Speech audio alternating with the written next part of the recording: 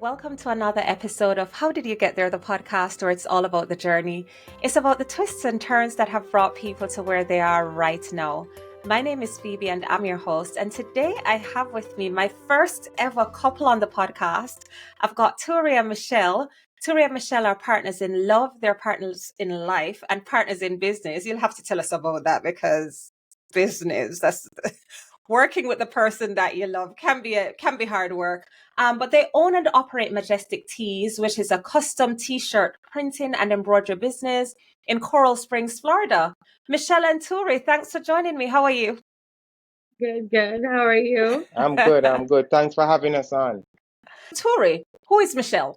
Tell me more about Michelle. All right, I can tell you definitely about Michelle. Very opinionative, very demanding when she wants to get something done her way. She is a mother of three that definitely have a passion to deal with kids. She's definitely a hardworking person when she put her mind to it. She is not a people person in the sense of, she enjoys being by herself, basically. Yeah, she's not the person that, wants to be around too many people. I don't think it works perfect with her personality. She's a strong Black woman, and she loves her family. I would say that. Have you seen Family Michelle's face? oriented.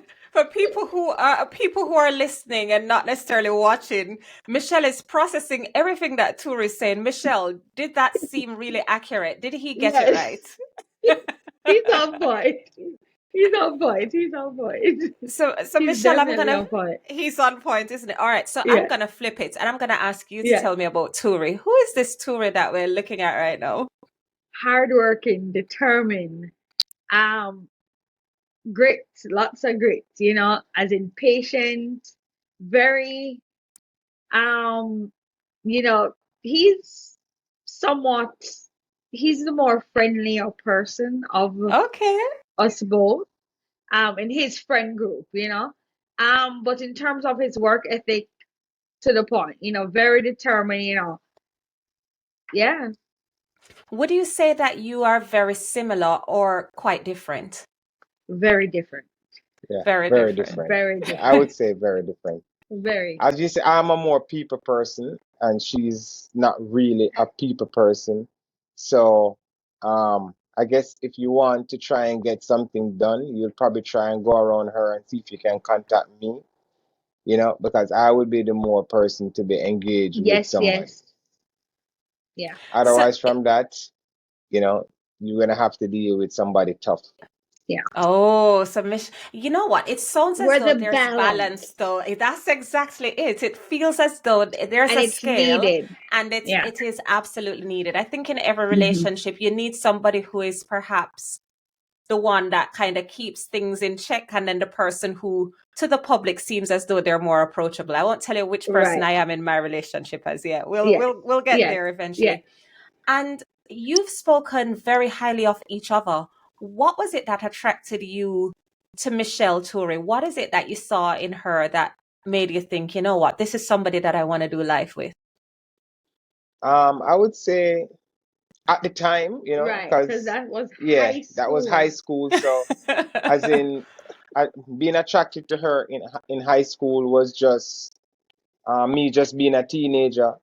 See a girl that you think you like or you think you love, and at that time I didn't have it in my mind that we would be together this long. It's just as a teenager, you see a girl, she used to go, we both used to go to the same school, so she was next door me, Wilma's girls, and I used to attend Wilma's boys.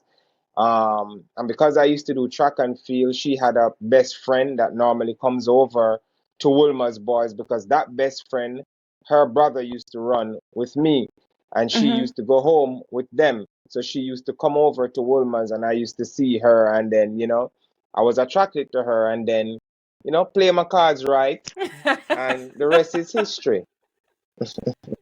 Michelle, why did you give him that look when he said he played his cards right? What kind of cards did he He play? make it what is it, 2 week process? No, well, guess what? You notice I didn't say anything about length of time.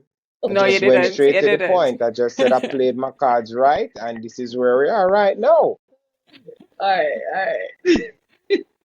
So, Michelle, what was it then that attracted you to Touré? What is that thing that made you think, you know what, these cards that he's playing, I'm going to take a look at these cards? He's gentle, very gentle, patient, as like I said previously. And was a cool guy. I've known him since prep school, not to interact with. We weren't friends in prep school, but Hmm. him used to run, so everybody you see him run, so you kind of have an idea of who he already is, so to speak. But yeah, he was pretty cool. He's a cool guy, very persistent, so that worked. So, Touré, you didn't give up. How long have you been together now? As far as together, Yeah, we think we're looking at 24 years, and then 24 years. yeah, and then married for 14 years. Yes. And, usually because you, as you've mentioned, you embarked on this relationship when you were quite young, and people do change and people do evolve.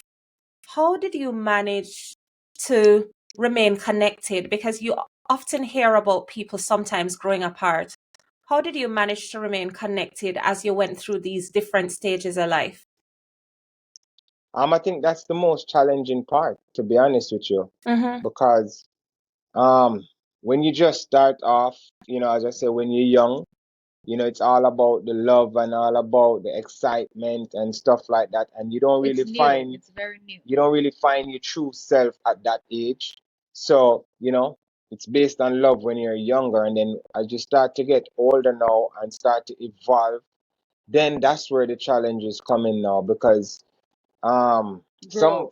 somebody have to be there to hold it together for sure. And there has been challenges for sure, but I would say we have overcome all the challenges. That's why we're here together today.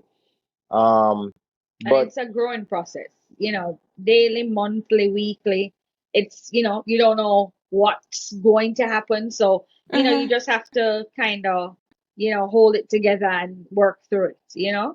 what I would definitely say is that if you truly love somebody, love will kind of steer the boat, because sometimes you might want to run away, and but because of love, it's going to always, and true love, not just love, but true love is what will hold things together. And then having kids too played an extremely important role, because as we were evolving and having kids, I think we both want the same thing for our children, in the sense of both parents being present.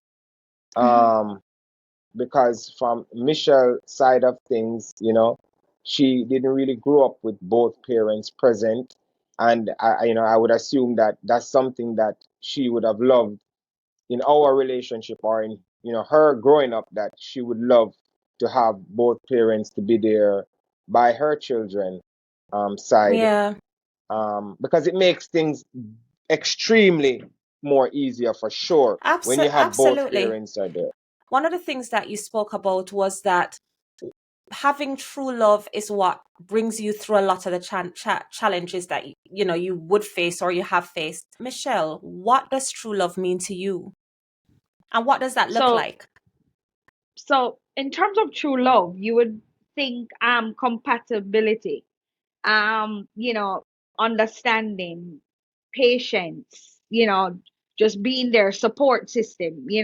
So it's not necessarily like a cookie cutting, answer in terms of for us, we have to do what works for us in terms of, being able to communicate, being able to just be supportive to each other, in new adventures, just being there for each other as a support system.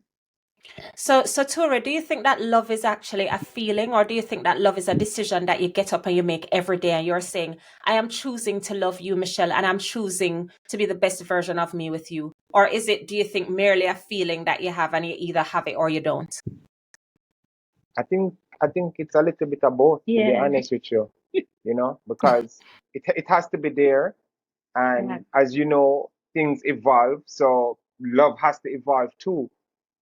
Because you can love somebody, based on who they are, but the love is not evolving enough for you to want to be with that person, if that makes sense.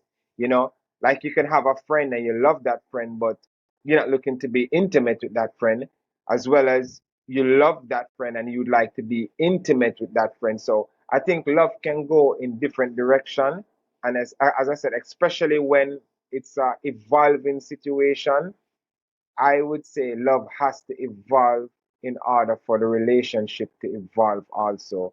Because the same Yeah. love that I would say I had for Michelle when we were teenager, you know, is it the same love that I have for her at my age now? Probably you ask the question, what change? There has to be some kind of changes for everything to remain the same, in my opinion.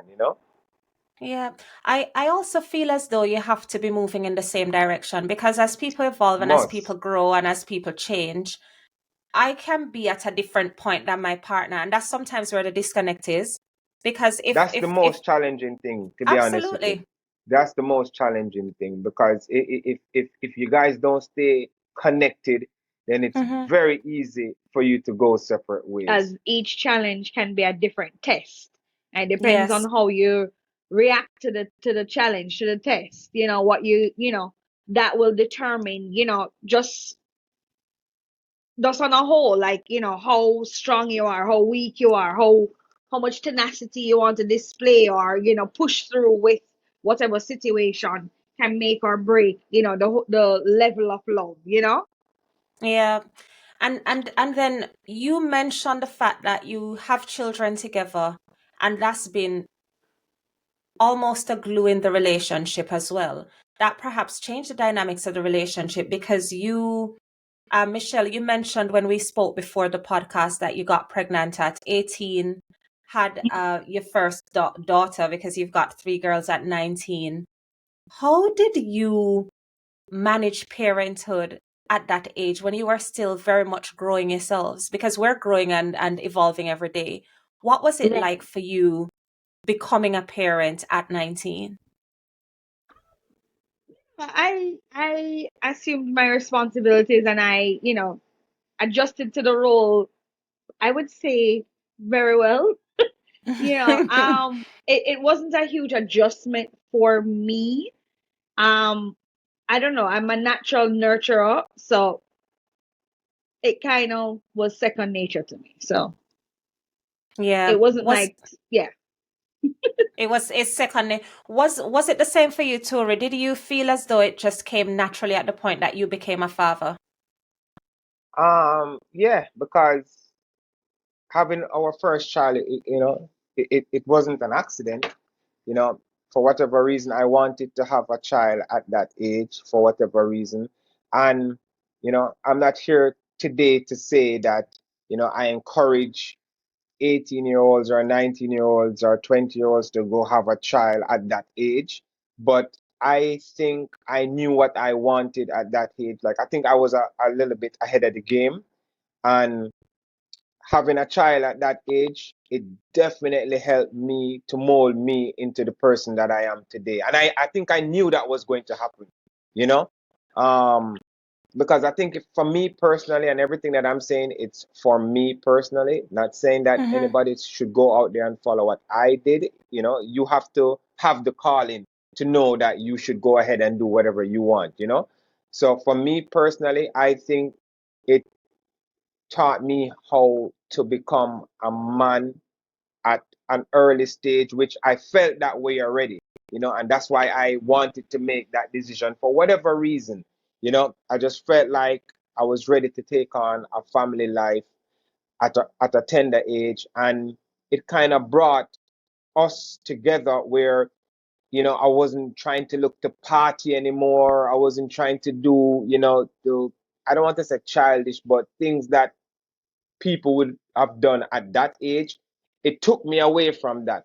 So I would say I became a man at a really tender age, and it worked out for us, you know? It Mm-hmm. worked out for us. I wasn't scared of taking on the challenge. And I think that was one of my greatest accomplishment, to be honest with you, Yeah. is to take on the challenge.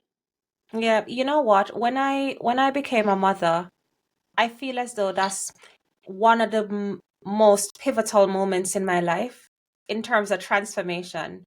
I was always really selfish, probably still a little bit selfish now, but I was really selfish. I was only thinking about me and living life to the fullest. I never really thought beyond the now, really. I knew that I wanted to do great things, but I never thought beyond the now. And I remember looking at my older son. He likes to be called AJ, so I'll call him that, in my arms and thinking, oh my gosh, this is somebody that I'm responsible for. This is a whole human being that I'm responsible for ensuring that they're the best version of themselves that they can be. Michelle, at the point that you looked at your first daughter, what changed for you?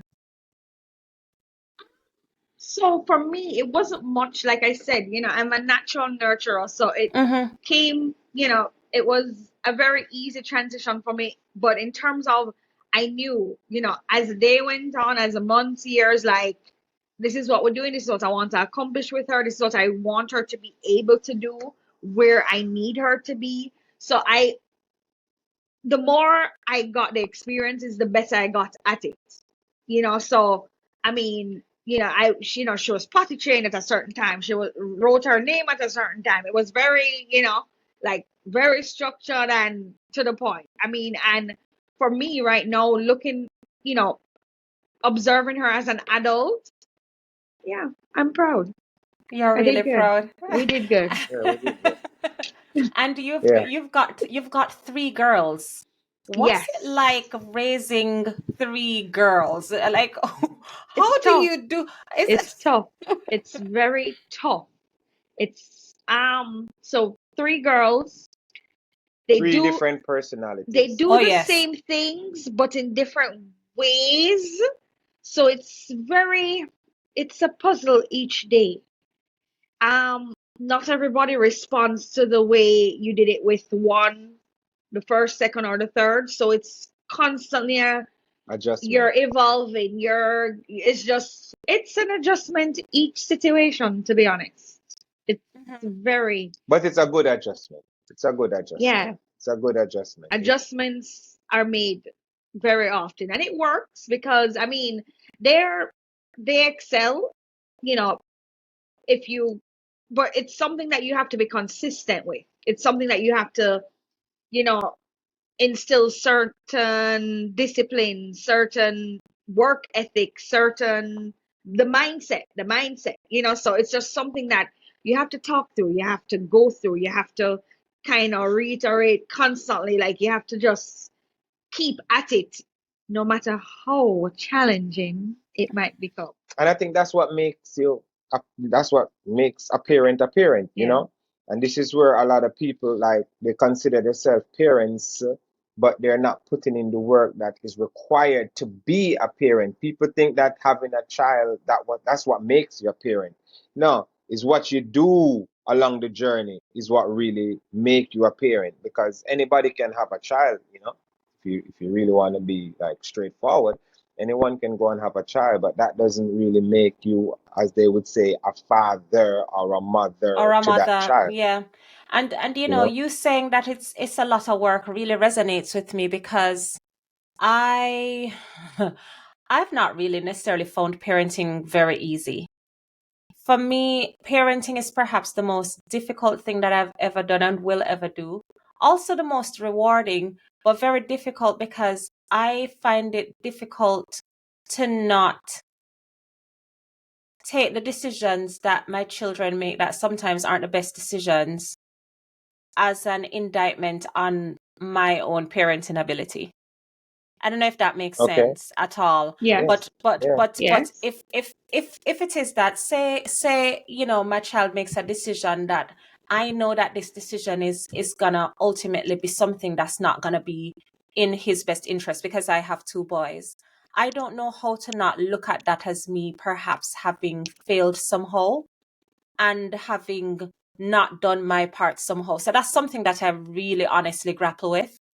Well, to be honest, you you can pretty much teach your child as much as you would like them to be taught in terms of the good, the bad, the realistic lifestyle of the world. Like, just showing them as much as you can, like not sugarcoating, not watering down. Like, this is the situation, and this is how, you have to think. And I You think have that's to, one of the you one of have the to, major mistakes a lot of parents make. Just to piggyback on what Michelle is just saying in terms of, you know, telling them stuff that is realistic. A lot yeah, of times we try to sugarcoat and stuff and hide hide stuff. things, and And then, then when they go to school and start like high school now and start seeing or college, and then they're or like, worse, oh college. wow, they're adults, and you throw them out and you didn't show them what's really happening, whether Exactly. it's at home, family, the world, school, work. And then they're like, oh wow, so every child will react different. You'll never know what will happen. You can teach them 7 days a week. You don't know what is about to take place when Go out in the they're morning. not around you. Because Exactly. it can start at 3, 5, 10, 15. When they leave, the structure and the constantly correcting or directing, you don't know what's about to take place. You just have to know, see, okay, let's see What took root. Yeah. and even then, let's say they didn't necessarily follow your instructions or go the direction that you have taught them or showed them. You still have to pull them back, redirect them, go through the problem, fix the problem, see if them will probably function a little bit better the next time. And it is what it is. You don't know. You can't swear for them. You don't know what they're going to do, what they're going to become, what they're going to be interested in, who they're going to follow, who they're going to lead. You don't know. It's a gamble. All the hard work, all the no work, hard work, you just don't know. But I would just say it's just still always best to put the hard work, do what Yes. you think Yeah. is best for your child, and then you just have to just live with the result after that, because the child eventually is going to turn an adult, and then the child is going to be responsible for their own action now. So you just have to just hope that the teaching that you instill throughout their life will carry on with them, and that's the only thing I see you can really ask for, and then leave it to them, because Yeah. you can't. One thing you can't be is like too demanding, especially when they reach of the age to make their own decision. Now, if you Yeah. just keep being too demanding around them, They're gonna then disconnect. they're gonna be missing. Yeah. They're gonna be missing. You're gonna be trying to reach them one day, you just can't get in touch with them. They're not answering your phone calls Yeah. anymore. Because like we have a 21-year-old, and like, certain things that you see her do, you're like, okay, all right. But you can't necessarily voice what you really want to say, but you almost have to listen and, okay, not necessarily agree, but just listen. And Yes. then maybe another time, near future, you kind of address, hey, that thing that you did, you might not want to do that because, Yeah, because again, you have because, to allow them to make their mistakes yeah, too. We make Absolutely. mistakes yeah, too, so nothing is Absolutely. perfect. So if you yeah, don't allow them to feel like they're going to be womanly, so to speak, that they can make their their own own decision, decision. because that's a part of being an That's a adult. part of, Absolutely. yeah, And I truly believe that there's no such thing as a mistake if you've learned a lesson. That was just a Exactly, lesson that you've yeah, learned. exactly, yeah. So it's And just exactly. we about only reframing it. and we only have the opinions or the advice about it because of we experience maybe something similar, or we Yes. know what's about to take place. So, they have to learn, they have to They have to experience it learn. on their Yeah. own. Yeah. You know what? I find your perspective so interesting. We've spoken about love, we've spoken about parenting. One of the things that I really wanted to unpack with you is as it relates to working together and being in business together. Looking at the logo. So for those who are listening and not watching, they've got this brilliant red, gold, green logo behind them, majestic tees, printing and embroidery. It looks almost if you know anything about Jamaican culture, you hear red, gold, green, you think Rastafarianism. And Touré, I see that you've got locks. I don't know if it's that you've got locks or you're a Rasta. Michelle, you had locks as well. What is the significance of the red, gold, green in your brand, Touré, Michelle? Well, for me, it's I think those colors are very captivating. If you ask me, if you look at the stoplight, it's red, gold, and green. You know, Yes. a lot of the seasoning that you cook when you're cooking, you look at red, gold, and green seasoning. You have your green peppers, you have your yellow peppers. I just think it's very catching to the eyes, and yeah, it probably has to do with, like, me being a Rastaman too. But I just think it's a very outstanding color. The red, Hmm. the gold, and the green. It's if like we have it big on our door. You're driving past, you're gonna see our logo. You're gonna see our sign.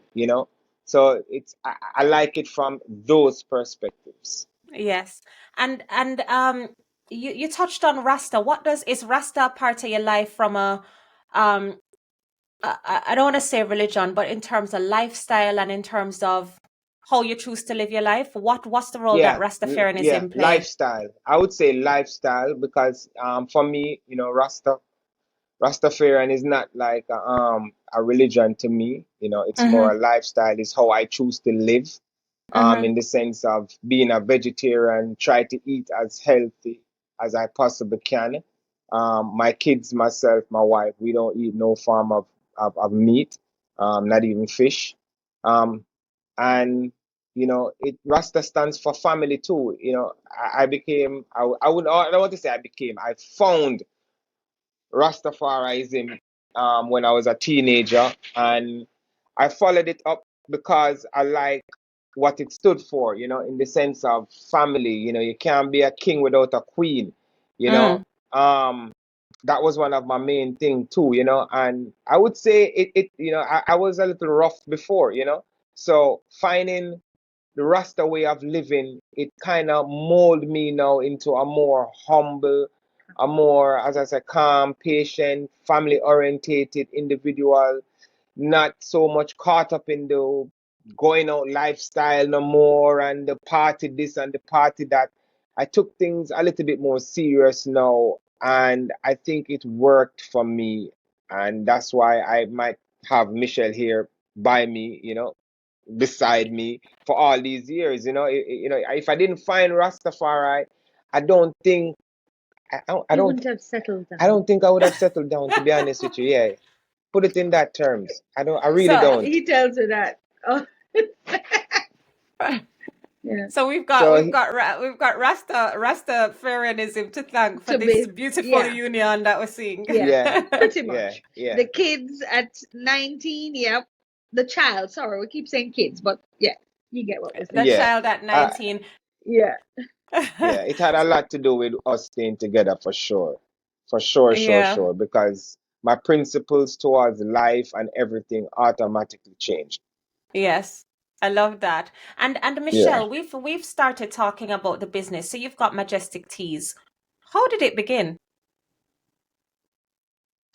Um, so for Majestic Teas, we pretty much the idea was to do custom shirts, the whimsical stuff, the fun, the cool things, dog mom, um, boy mom, that type of, just Yes. individual mom hustles harder, or whatever you tend to be interested. Moms hustle harder. Yeah. That's a good one. Moms hustle harder. All right, all right. So Yeah. it was actually one of the first prints, but anyways, Was that one of your first uh, prints?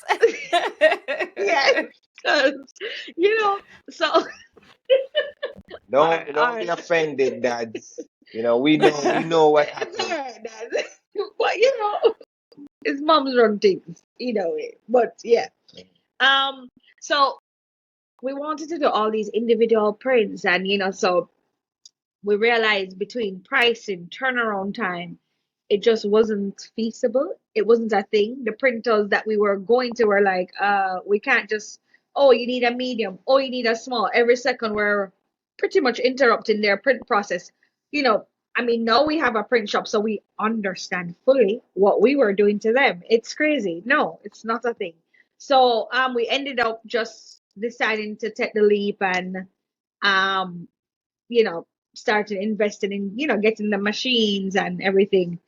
Tour might have a different story, but that was Yeah, I went out. my Yeah, I went out and took some classes because I had a yeah, friend that he had a screen printing yeah. shop, and he was the one that kind of, his name is Mike Underground Printing. Their screen printing shop was the first shop that I have been in, and he showed me certain stuff that was very interesting to me, and I went home and I said it to Michelle, and that's when she came up with the idea. She basically came up with that idea too, in the sense of saying, why not we just like do printing and try to sell shirts? And that was the whole idea. And I decided, you know what, I'm going to go take some classes, and then if anything, we just invest and buy our own equipment.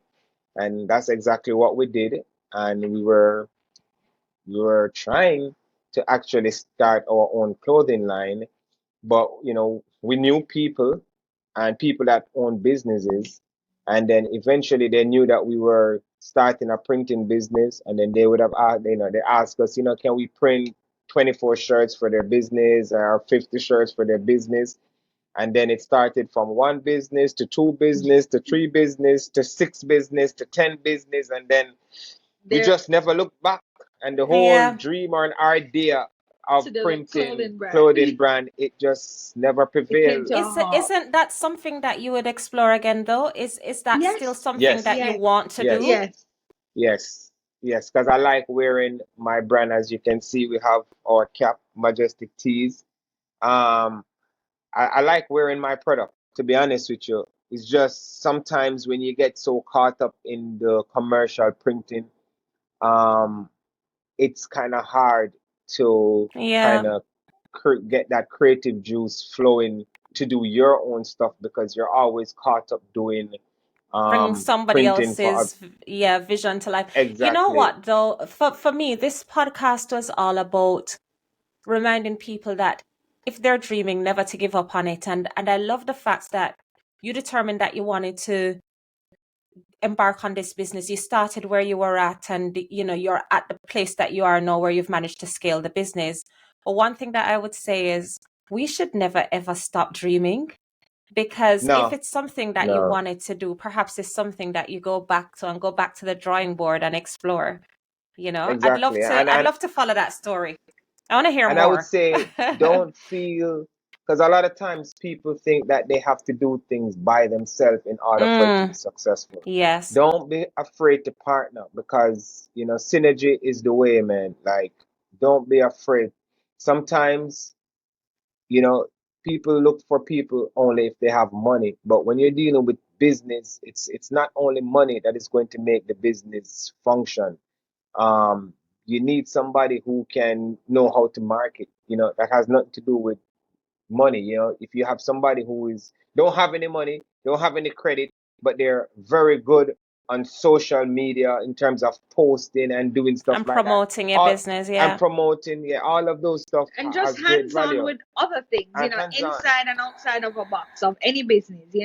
It can be simple things as, when they're on the road, they're able to, or they're on the road more so they can interact with a different just a different set of people on a whole.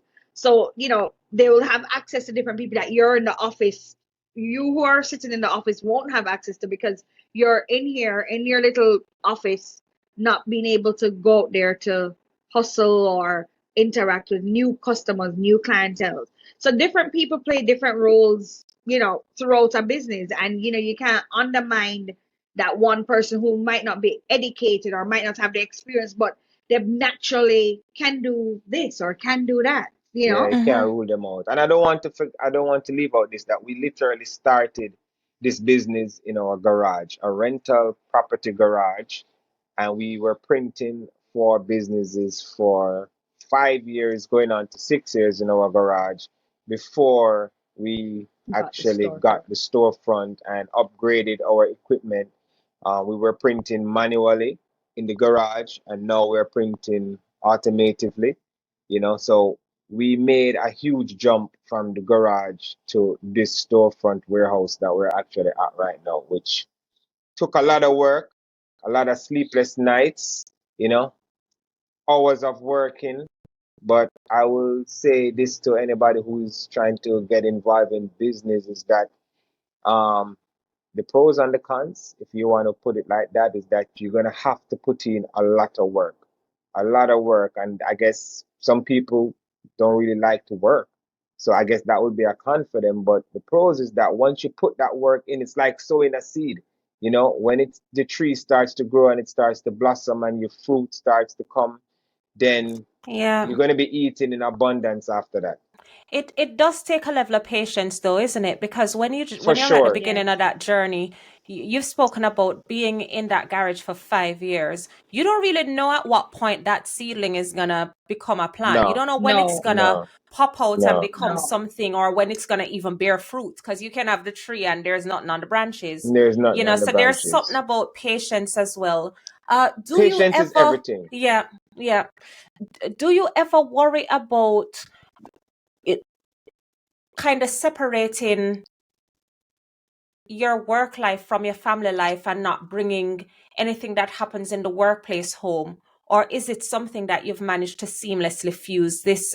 Okay, we're work partners, but we're also life partners. No, I try to separate it.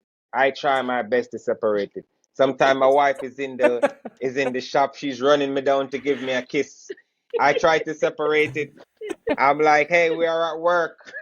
You know, she likes to give me hugs and stuff in the shop. The monotony of work. You know, I am more the person that tries to You have to separate it, mix up things but she for the time. yeah, she's not the person that, if I leave it up to her, we'll be printing and probably dancing, we'll be printing and hugging, you know. So The I, the the I think, shirts are made with the love. yeah, the shirts are definitely made with love for sure. But I think I am the one that bring that balance for sure, where I have to remind her a lot of times that, hey, we're working right now. We're trying to get this done, you know. And it's not easy. I can tell people, man, it's not easy when you're working with your partner, because sometimes, you know, you have to make some hard decisions, and Mhm. sometimes your partner will end up taking it personal when it's really nothing to do with anything personal. It's just business decision. And then you don't want to have to make a challenging decision, and then now it leaves from the workplace into the home. Oh, Oh That's where yeah. it can get very tricky at that point. So I always try to emphasize that, whatever we're doing at the work is just work. I'm very, like, have on blinders when I'm working, because I know what it takes to be successful, in the sense of, I was a successful individual when I used to do track and field. I represented Jamaica 2 times. I went to Poland. I ran at boys champs and won gold medal in 400 meters. We broke a record in 4x1. And I know the work that we had to put in to achieve these goals, and people will see, me running good and doing all these stuff and think that it was just gifted. But nobody knew the work The that I had to discipline put and the in, hard work. Yeah. the hard work. The Sunday mornings I had to wake up and go train by myself, when everybody else is probably at home watching cartoons or whatever. I'm training. Nobody knows about those hard work that you have to put in behind doors, but they only see the success and say, oh, you know what, he's gifted, he's, whatever. No, it's always hard work. So I try to take, so for track and field, for me, I think it was just a guideline in terms of how am I going to you develop the approach. discipline, you develop the structure, the Exactly. Through track and mindset. field, I've developed the structure, the mindset, as Michelle just said, to use it in this business. And it has Yeah. been helpful so far. It's very interesting though that you touched on track and field, because you were like you were well known, as you've mentioned, on the Jamaican circuit as an athlete.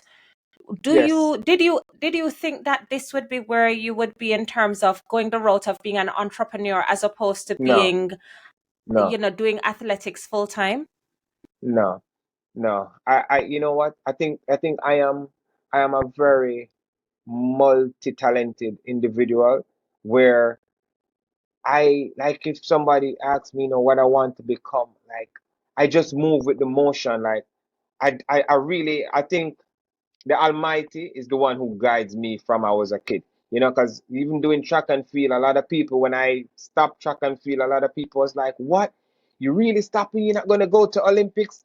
But when I did track and field, it was just out of me just doing something natural. It's not something that I said I wanted to be an Olympian or I wanted to take it to the next level or I wanted this to You're be. just athletic. I was just athletic and So I it was just did it something for that the was fun. naturally, you were just naturally able to go on the track and perform. Exactly.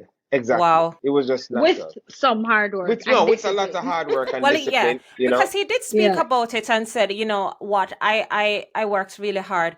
Are you a fan of athletics, Michelle? Because Yes. Oh, for sure. Yes. yes, Yeah. Not an athlete, but love Yeah. but athletics. And I want to make a big shout out to my mother, Jennifer Ferguson. Jennifer Ferguson. She's always been a major supporter in my life from doing track and field, because I remember I wanted to stop and she was like, Devastated. you can't. And up to today, she works for the J3s, which is the Jamaica Athletic oh, Association in mm-hmm. Jamaica right now. So she's known in that little community, the track community up to today right now. And my father, he was always a supporter in the sense of anything I needed. At the time, he was a member of parliament. He was involved in politics in Jamaica, and Hold on, Fenton Ferguson. yes, I didn't know that was your dad. yes, that Okay. is my father. Yeah, Dr. Fenton Ferguson to be Dr. Fenton Dr. Ferguson. Fenton Ferguson. Yeah, you can't leave out the doctor. I don't think she would like that. Sorry, Doc. Yeah, Sorry, Dr. yeah, Right, Ferguson. exactly. yeah. So as far as needing stuff, as far as um supporting, I guess he would have always been there also. Because there is nothing that at that age too that I wanted and wasn't given.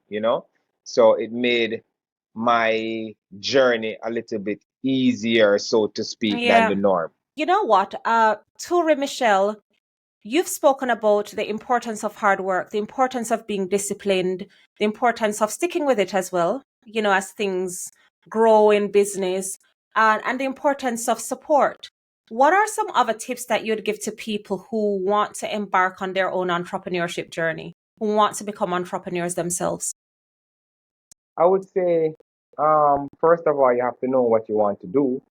Um, Sometimes people might say it's great when you love what you're doing, but sometimes it doesn't work 100% that way. Sometimes an opportunity might come your way, which is not something that you might love to do, but it's something that You can you're grow to love. and you're able to can do it at the appointed time in your life.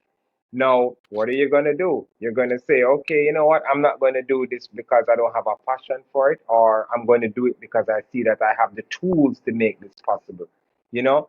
So sometimes the initial decision is not really based off of love, it's just based off of opportunity. And I think if there is an opportunity and you see where you can seize the moment, why not? You know? And for me, I love to do business. I enjoy doing business. I don't really have a specific department in business that I can say I love, or I want to become a own my own mechanic shop, or I want to own my own marketing firm, or no. It's just whatever resonates with me at the time. That's what I go for. And at the time, um, t-shirt printing was the thing. I never had no form of idea about t-shirt printing before I started t-shirt printing. It was just an idea that came up. And then when I checked my circles, it's something that I was able to acquire. I was Yeah. able to get machinery. I was able to go to classes. I knew somebody else who had a print shop. So when you put everything together now, it was something that I see that I was able to do. Yeah. And we actually took the leap of faith and did it. And did it. That's interesting though, because a lot of times, and I'm perhaps guilty of this, where I'm like, do what you love. But you said, do whatever, sometimes wherever the opportunity is, just seize it, make it work. It's a different perspective, but I like it because I think I'm perhaps guilty of thinking, okay, more so, where is it that I'm strong? Where do my strengths lie, as opposed to where is there an opportunity for me to do this thing and do it well and make something of it? The thing about that question that you just asked in terms of love and opportunity, um, because you have some people that they love to doing things that are some things that probably won't generate enough income at the time, and so you're going to say, okay, because I love to do this, you're going to do it even though it's not able to feed your family. And then what's going to happen? You're going to be single, because when your wife or your girlfriend or whoever you're dating at that point in time, seeing that you're doing something that you love, but it's not It's generating, not it's not feasible, is it? You can't it's not sustain feasible. yourself, you It's can't more of a sustain a hobby. family.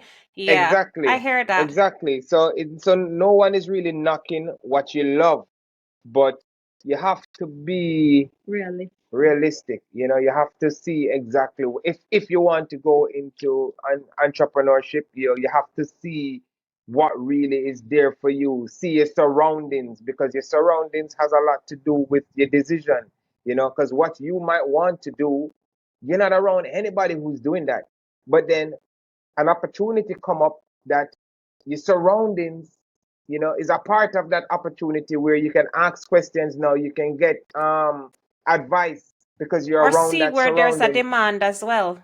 or see where there's a demand as well. And if there is a demand, what you're going to do, you see? So I believe that entrepreneurship is all about seizing the moment, whatever moment that is, whatever I don't know what that is for somebody else, but for me, it was printing. And I decided to seize that moment because it's something that realistically we could have done. And Yeah. that's it for me. And I'm not going to tell somebody that I'm going to stay like in just printing. This is just the starting of the journey. I'm going to venture in different things too, probably real estate, there's other stuff that I think I can do well because it's still under the category of business. And once you're Mm-hmm. under the category of business, I think once I put my mind to it, I'll be able to accomplish it. That's me. Yeah. Yeah. And Michelle, where do you see you and Touré, the family, in the next 5 to 10 years? What's next for both of you? It would just be expanding, building, Investing. and taking a break. Yeah, at that point, I think we Yeah, would have been deserve. exactly and doing a lot of delegating with the company right now, trying to hire people, so they can start doing what we have done. And Mm-hmm. I think that's where the challenge is now with us, Yeah, is to um bring in enough money now where we can start hiring people now and start passing on passing on the the baton. responsibilities. Exactly. Yeah. And start enjoying life, because one of the main thing is that because we had children so early, we really didn't get enough time to enjoy our childhood in terms of the We 20s. enjoy it a little bit, Yeah, but we but we didn't just get we to didn't go wild with it. But it was we didn't get to do enough traveling. We didn't get to spend our time yeah. together. I think we're spending more of it when we're working now, to be Working. honest with you, than before. And I think that is very important in terms of with a long lasting relationship, that if you get caught up doing, yeah, and it could even be with kids, if you get caught up just always being with kids, always just doing, and then you can't find the right time to spend with your spouse or whatever, then that can also be a breakdown in your relationship. Although you're doing something good because you're with your kids and you're trying to do this and you're trying to do that, but then you still have to remember that you still have a relationship. And in order for the relationship to thrive, there has to be a balance. And without that balance, then somebody's going to be single, you know?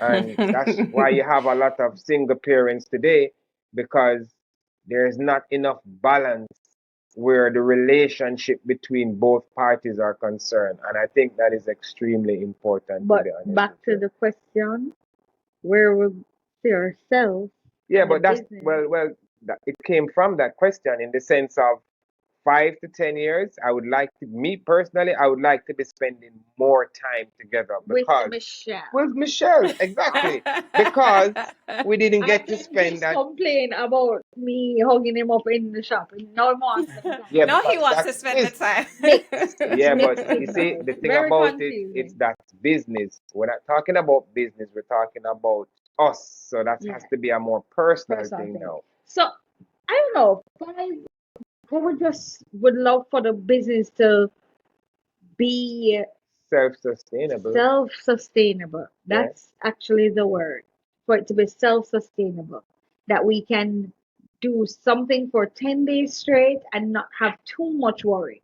We're Mhm. addicts, so we would call and check in and all that fun stuff, but it wouldn't be nothing that needs or time or presence. So yes, I would definitely say we would love for whatever we're doing, whatever new business adventure we take up, it's self-sufficient enough for us to now continue to enjoy life, And but on a higher entrepreneurship scale. is not for everybody too, man, because it's a lot of sacrifice. You have to be willing to sacrifice time. And if you're not willing to do that, you're gonna you fail. Put it that way. You fail from the beginning. If you're not willing to sacrifice time, you fail already before you even start. Yeah. So yeah, Well, you know what? I have no doubts that the business will, as you said, it will sustain itself. You'll be able to step away. You'll find the right people who can keep the doors open and keep things ticking over while you go off together and enjoy your life together. And the children will thrive, the business will thrive, everything will thrive. I know that all that and more will happen. If people want to keep track of your journey and know what's happening with Majestic Teas and everything else that you embark on, watch the business as it evolves, how do they do that? they can find us at our website www.majestictees. That's MAJESTICTEEZ, not an S, Z.com. You can find us on Instagram at Majestic Teas. You can find us on TikTok. You can find us on Facebook. And hopefully, I would say probably another year or another year from now, 2 years from now, we can come back on the podcast and And With tell us updates. how with it's updates. going. Yes. Exactly. And hopefully we'll be, a lot of upgrades by then again, and can share our journey, on your podcast. Because this is the first we have ever been on a podcast, to be honest with you. So it's a great experience, and we're happy that Yes, you thanks took for the the time out invite. to invite us. To think our life is interesting enough to be You know interviewed. what? Don't even. I genuinely believe that everybody has a story. Everybody has an Yeah, interesting story, it's true. but It's sometimes true. we don't take the time to share it. And when I started this, I said, well, if even one person is listening and one person gets something from this, then it's a win, isn't it? Because you've Yes, managed it's a to win. inspire somebody. So, you know, Somebody. absolutely. You've inspired me as parents. You've inspired me as a couple. You've inspired me as entrepreneurs, because a lot of times, there's so much wisdom out there, but we don't take the time to listen or to ask. Exactly. Exactly. That's true. Yeah. That's true. So, That's you true. know, definitely you're welcome back. Let's check in again in one Yes, year. I'll be right here doing this, on a bigger yes, scale. yes, And That's yes. right. the people who are there in the beginning, because we don't know where things are gonna be. But that one listener who's sitting somewhere, or my mother, if she's the only one listening, it makes a massive difference. In the Yeah. same way that first person who you made that graphic tee for. You're right. You know That's what I right. mean? There's That's still right. Of that Yeah. course. one person who said, you know what, that t-shirt that spoke about mom doing it best. Yeah, mom hustle harder. Moms We're Mom gonna hustle come with hustles one harder. for the harder. Yeah, moms exactly, hustle harder. So exactly. I'm waiting for my HDYGTT, although you can't do one, Yes. but if you can do a one run, and I'll wear it proudly. Yes. Yes. Yes. For Yes. Majestic Yes. Teas.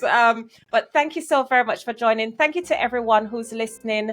You know, Yes. please Thank you. take the Thank you. time, look for Majestic Teas on Instagram, on Facebook, they're on TikTok, they've got a website, and take the time also to follow me on Instagram. That's my main platform, HDYGT at HDYGT.pod. And I'm also on YouTube. Thank you very much for joining us. From myself Thank and you. Michelle and Touré, thank Yeah, you. And blessings. bye. Thank you very much. I Thank you. appreciate it. Bye.